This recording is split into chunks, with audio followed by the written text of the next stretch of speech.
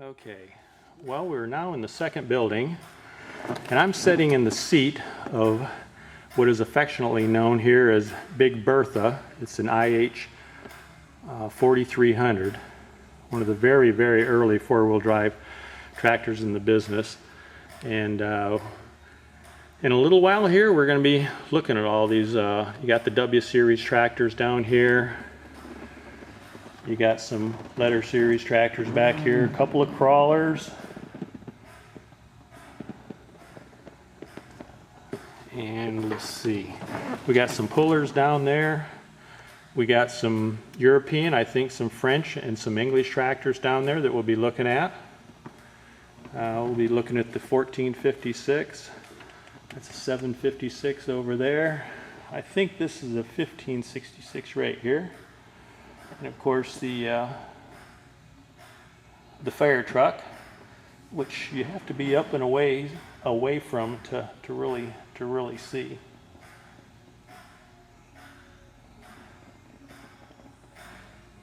And of course there's some F-Series tractors over there on the far side. I just noticed that Jerry's got quite a collection of hats, doesn't he? Amazing. And of course tons of toys and pedal tractors. Okay, time for a break. Okay, this is Brady Boy again. Round 2 of Farmall Land USA. Jerry and Joyce Mez, their collection of red tractors. Now this is the second building, and we saw a little bit of preview, kind of a bird's eye overview in the last segment, and we're going to go through the second building here. Something of interest maybe to you folks that don't really know how many different kinds of products IH made. Milkers, cream separators, freezers. These look to be from, I'm guessing, the 50s, the 60s. My mother had one, bought from a Chesning sales company, and it was like this one. Had that, I remember that handle very distinctly. Bought it when I was very young, like, well, here I am dating myself, 52, 53. I don't know if it was the year I was born, but it was very shortly after I was born. And they were in the refrigeration business for quite some time. Yeah, here's a small sample of Jerry's tractor collection. Pretty amazing. Pretty amazing. So in addition to pedal tractors,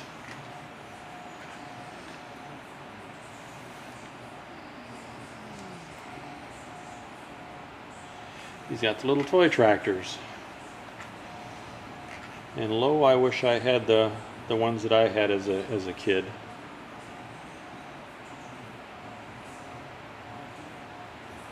Pretty cool. Let's see if I can work my way around here and get out of the reflection a little bit. Oh, I really love that 1456 with the front wheel assists. Two of them right there. Gorgeous. And a 1066. Very cool. Very cool. I don't have any toy tractors. I'm kind of getting a bit of a collection of IH literature, but not toy tractors. For one thing, I don't know what the heck I would do with them, where I would store them or display them. And I'm afraid that if I bought one, that would just be the beginning. Anyhow, back to the tractors. Here's an IHC Titan 1020, and let's see if it gives any pertinent information here. Something from the early 20s. This is a 1919 model, I guess. And here's a 240 utility. I stand corrected. As you were, it's a 460 utility. as I mentioned earlier, they did the 460 in different versions, the row crop, the utility, and then they did a 460 wheatland version. Here's the 240 utility. Small tractor. Utility tractors are quite popular to collect because they don't cost as much, they don't cost quite as much to restore, and they don't take up as much space. So, and here's a 354. I like that. I don't know what there is about it. Kind of neat. You can see the low slung exhaust. It's painted pretty red now. I'm sure if that tractor was run very much, it wouldn't be a pretty red paint. It would be burn off like that. And you can see on this 300 next door that it also has the low slung exhaust, the muffler down there, and the tail pipe coming out under the rear axle. So, and again, here's the 354. Okay. And I love that sign there. Boy, what a guy wouldn't give to have one of those. Where do we start? Let's start down here with the Cub Cadet collection. Here's a 782G. I'm guessing that means gas because I believe they did a diesel version of it as well, with the custom front end. It's kind of cute. They got the little the weights. Yeah, here's a 782 diesel. Again, it's got some customizing touches, a little razzle dazzle on the paint, and a third 782. Here's a 482, 582, the 582 special. I'm not real sure what's special about it, what distinguishes it from the regular 582. Here's a 682, and here's a 782 diesel, a 1282. This is a 1982 model, it says down there. The only one so far that I've seen any identifying information concerning the year. Here's a 982. And here we have an early A. It's kind of interesting how the early A's had the Cultivision as part of the emblem on the A here. And here's a BN, the N standing for narrow.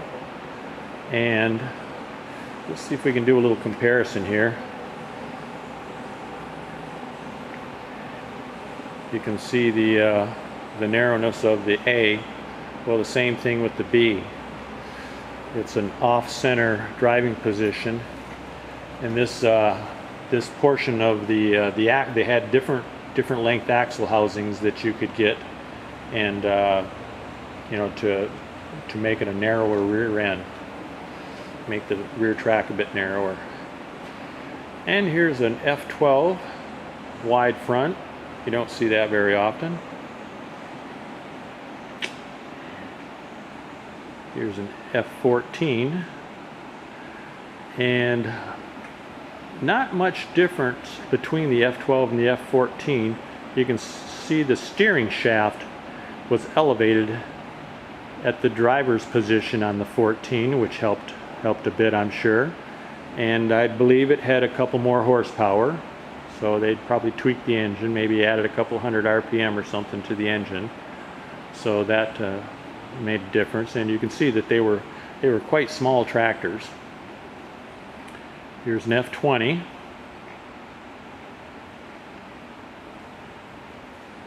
Here's an F30, which was the big boy on the farm back in the day. They made the F-Series tractors up through 1939. So even though these don't have years on them, model years, that's the time period we talk, 24 to 39. Here's a W30, a McCormick Deering W30. Here's a McCormick 1020. And here is a, I believe this is a 1530.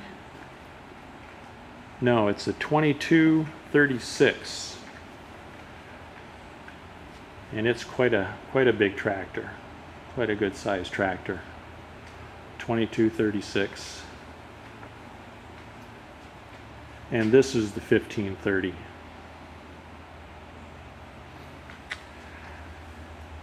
Here's an old Travelall with the genuine imitation wood siding on it. Pretty cool. I guess since we're here, we'll have a look at the 806 LPG.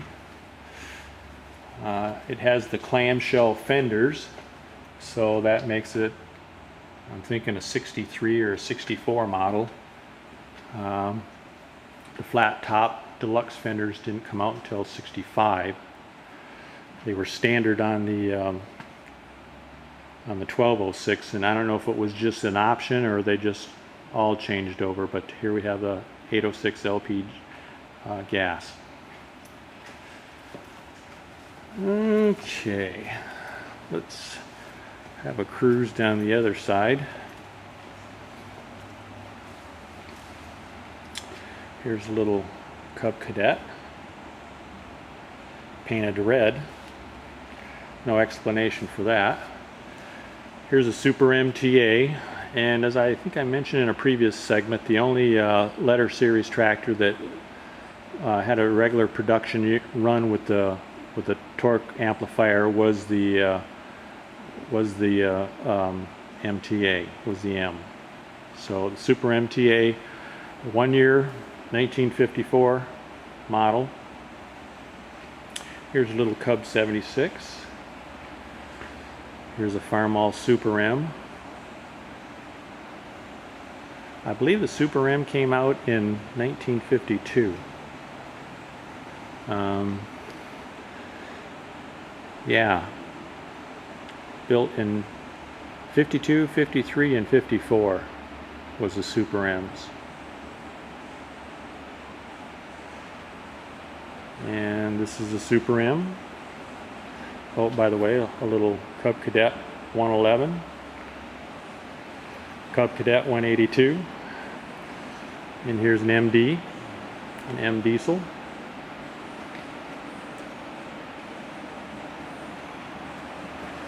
And here's a little 182. I see we got a Cub Cadet tucked in between each of the tractors along this row here. Here's an M,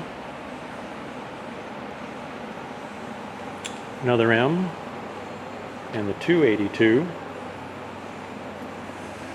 and the 382, and the Super H. We never actually did a Super H TA. Here's a Hydro 382 with hydrostatic drive, a regular H. I'm guessing this is a very early H. You can see by the seat mechanism that was 39, 40. The very, very first couple of years, it had a distinctive seat design. And here's a 782 with a big honking snowblower. Didn't need that in Spokane. A Case IH DX18E.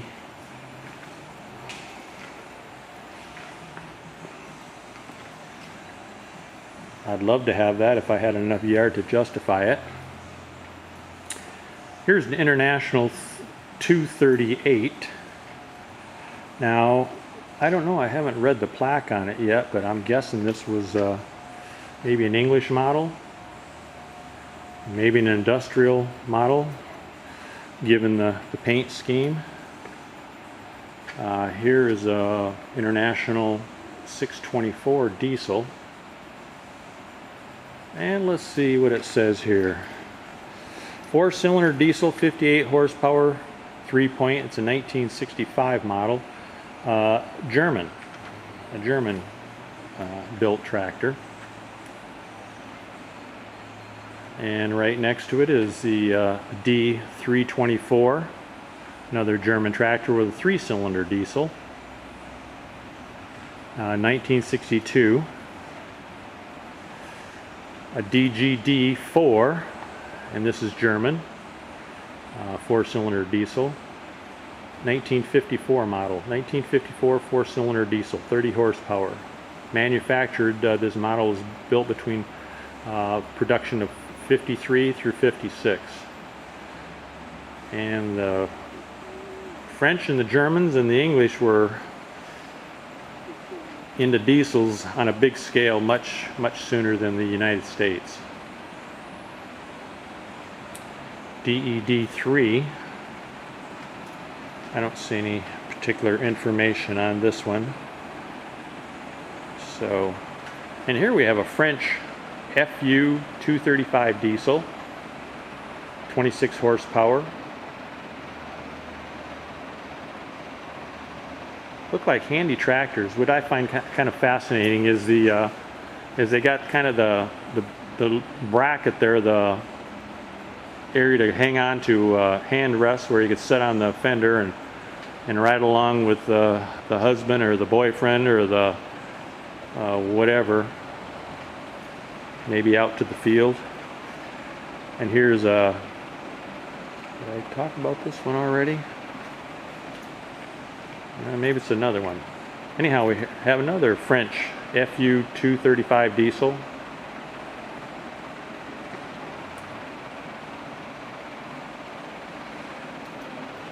And the B414 diesel. I really like the looks of this tractor for whatever reason. I quite like it. Nice looking. Looks like another handy tractor to have around the farm with the low slung exhaust. And here we have a 244, which I think was built in Japan for international harvester. Okay, here's a really nice 756. 1466.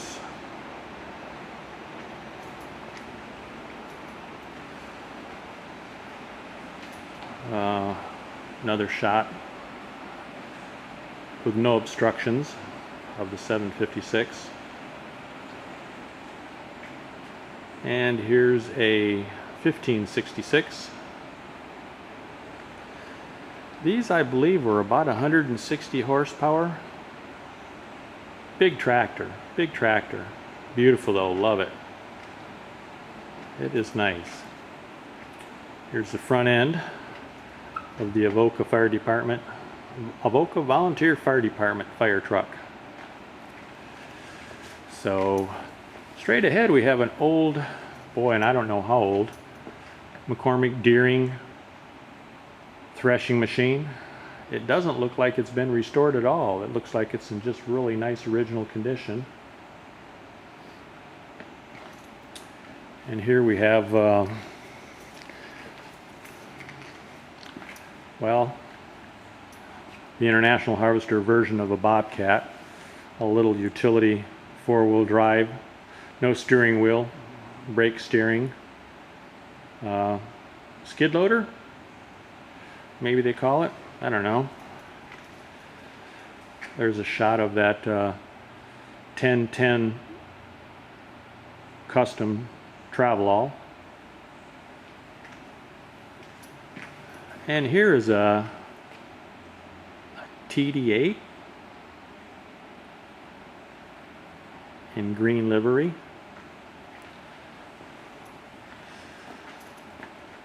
And here's a 125 Series E with a backhoe on the back and a bucket in the front.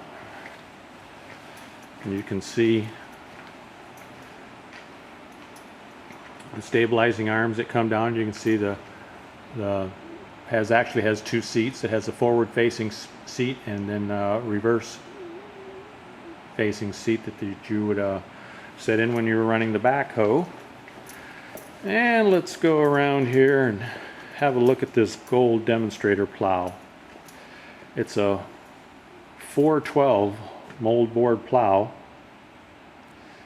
Been restored. Demonstrator International. Oh, it's kind of unique in that it has the 2-point hitch.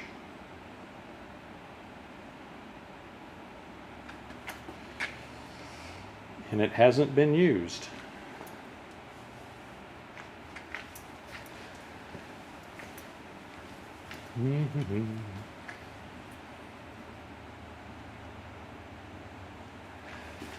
And the truck is a 1927 S24 4-speed.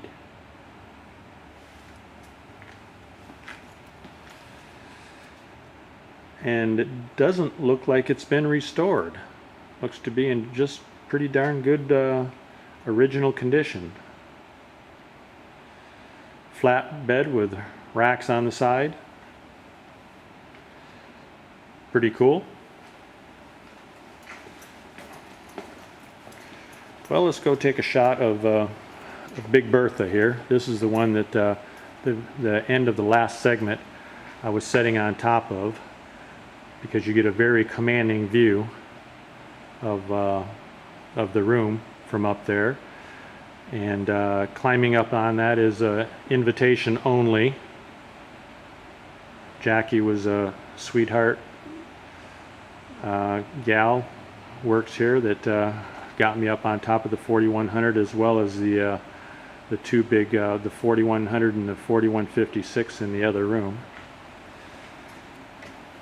See if we can have a look at the, I don't know how it's going to come out. Yeah, not so wonderful.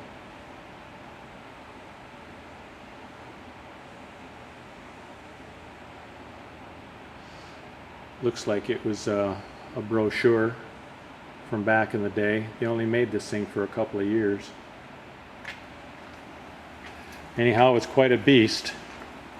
I saw this in action a couple of years ago, 2011, at the Red Power Roundup in Albert Lea, Minnesota. Paint by Ken Cole. This is a 1960 model. One of 36 built. And there's, I dare say, just a handful that are surviving. Let's see if I can back up and get a bigger. Kind of a little saying on the front: before I grew up, I was a Cub Cadet. Huge. Here's another one of my favorite tractors. As I've mentioned before, I really like the big Wheatlands. And here's the 1256 version.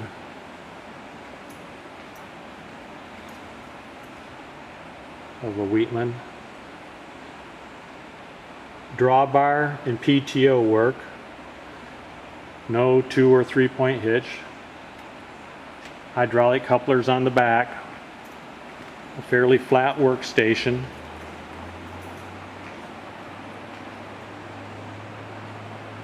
Big turbo engine, don't know exactly what. And here's a stationary power unit. Let's see if we can snake around behind and get some pictures of the other side of this beast. Before I grew up, I was a Cub Cadet. Anyhow, we have a couple of M's here. And here's a 184 International with quite a wide, maybe a 60-inch, I don't know, belly mower on it. Let's see if we can get back here.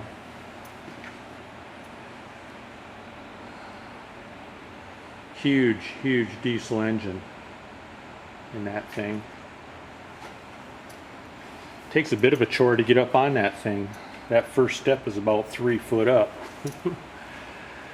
Here's something you don't see every day, a 2656 industrial version of the 656, and this is a utility model of the 656. And here's an industrial 9 in US Navy colors, yard 451.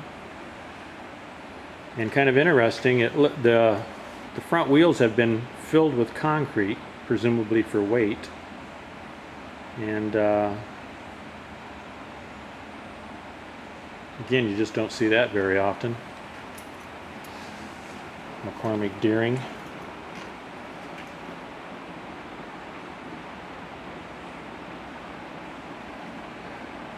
Nice shiny navy gray. Here's a sweet tractor. I just really like this bad boy. A Super WD9 with a missing seat, but I guess I won't tell if you won't. Looks like he's had some fender extensions. I don't know if that's stock or if that's custom or what that is, with the wide tires. Beautiful paint job though. Beautiful paint job. Here is a Super W6TA, and I can tell you this was a 54 model because I believe I'm pretty sure that this was a one-year model as well.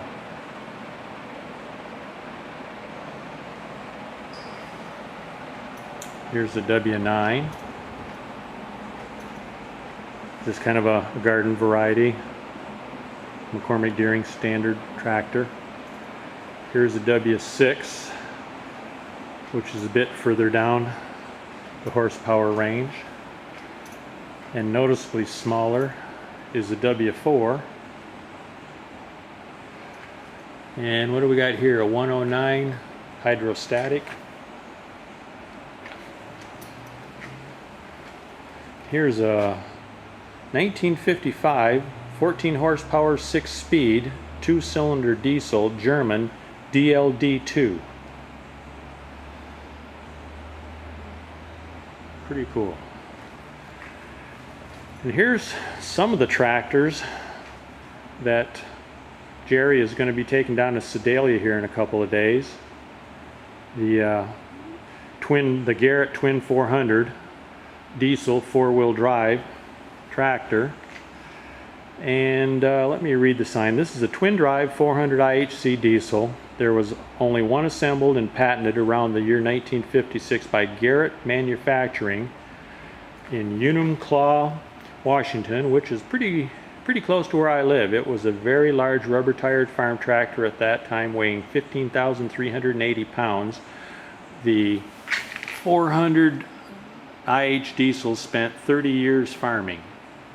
So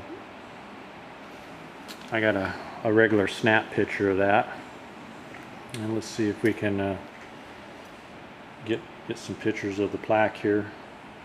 Tractor actually working some ground, and the gentleman that owned this tractor passed away here not too many years ago. So here's a nice 826 that's going to be loaded up in a couple of days. And in the back there is a 1970 826 gold demonstrator. So if you're one of the lucky ones that stumbled onto a gold version of this tractor, it's worth a couple dollars. And here's the a narrow front 1206 International. I thought he had something. Yeah, it's a 1966 model. 1966 1206 diesel. And here's a 560 diesel puller, or at least that's what it was. It's got a 436 engine in it.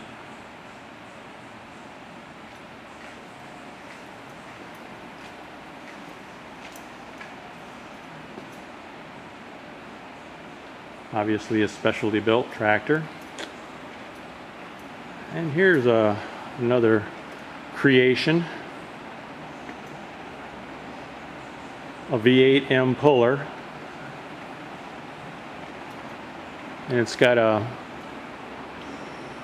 345 IH V8 in it. There we go.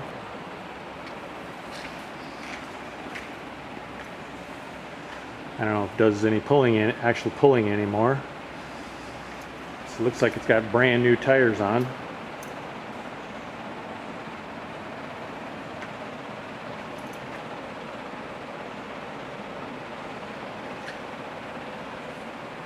In any event, a gorgeous collection that Jerry and Joyce Mez have here. A little international flavor, and international as in foreign countries, not American built. International Harvester lived up to its name, of course, in that they had factories all over the place. England, France, Germany, Australia, just to name the biggies. I'm sure they had manufacturing facilities in many other countries as well.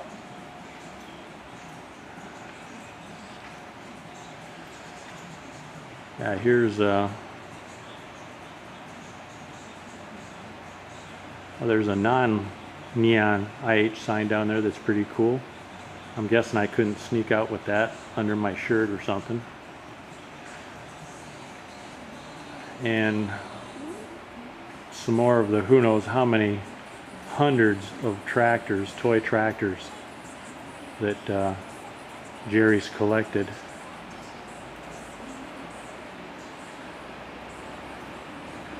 Pretty amazing, that's for sure. Oh my goodness, even a little dash of NASCAR here. I didn't notice that before and I walked right by it. Well, maybe Jerry's a NASCAR fan as well.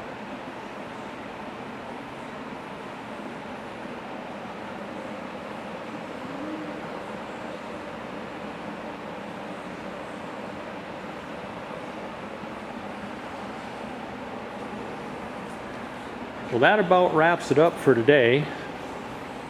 Not sure if I'll be back tomorrow or when, but well, let's have a little look at the other side of the Cub Cadet row here. These tractors are all the later models. They transition at some point from the yellow and white to the red, so I'm guessing these are late 70s, early 80s. This 1282, it says it's an 82 model here, so that's would be the case with all these late 70s, early 80s. All very, very beautifully cleaned and restored. Jackie was telling me that one of her duties when she comes in the morning is turn on some of the fans and that type of thing, you know, the lights, what have you, and she dusts. Does some dusting. Oh, that's cool right there. I really like that. I really like that guy. Mr. IH. Mr. IH. Well, I guess I'm going to have to wander back to the hotel tonight and have a look at the Lord knows how many pictures I took and how many hours of video.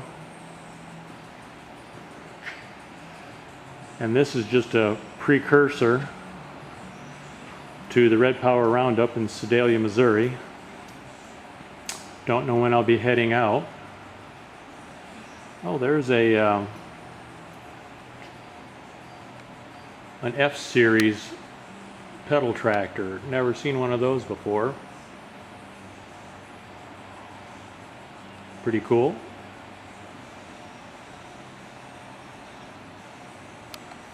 Pretty cool.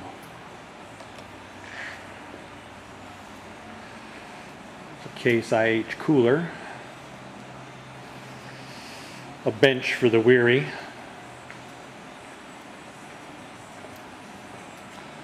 So I guess that about wraps it up, folks. So again, Brady Boy Bill signing off from Farmall Land USA, Avoca, Iowa. It's been a great day. I got here not too long after they opened up, 9 to 5, Tuesday through Saturday, noon to 5 on Sunday, and they are closed on Mondays. Need to give folks a rest, give them a break. Maybe I'll just take the scenic route back to the front door. Still got video going. Yeah, here's that 39, again with the unique seat mechanism.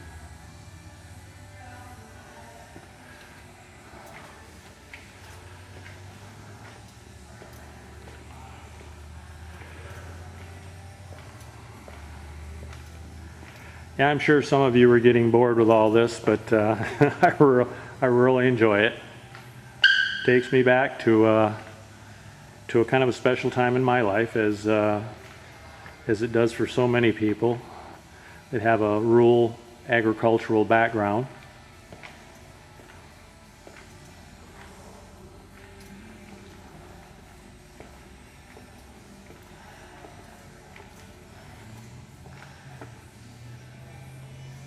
Mm-hmm.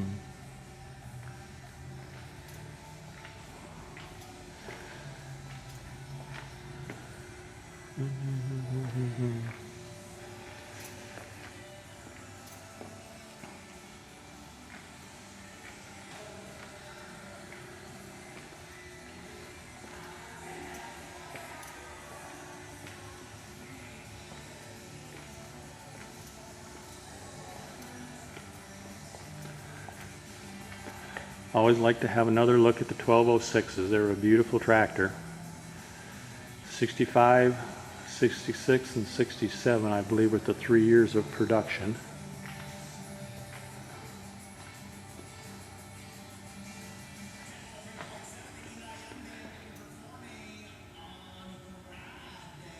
And the 806 diesel again.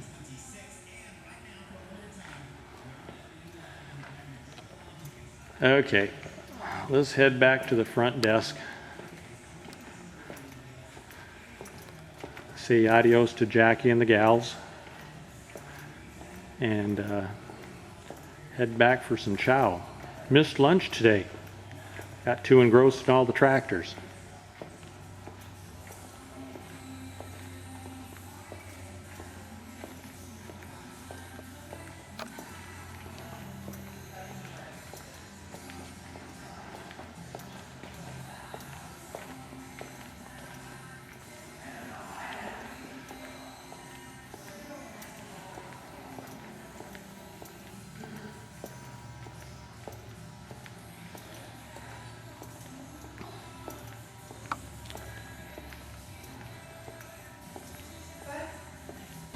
Okay, I guess this is going to be a parting shot of Farmall Land USA. I've already been in there, spent all day there. I got here a little after 9 and it's after 4 right now. So I would strongly encourage anybody and everybody to stop by Avoca, Iowa, and call Jerry.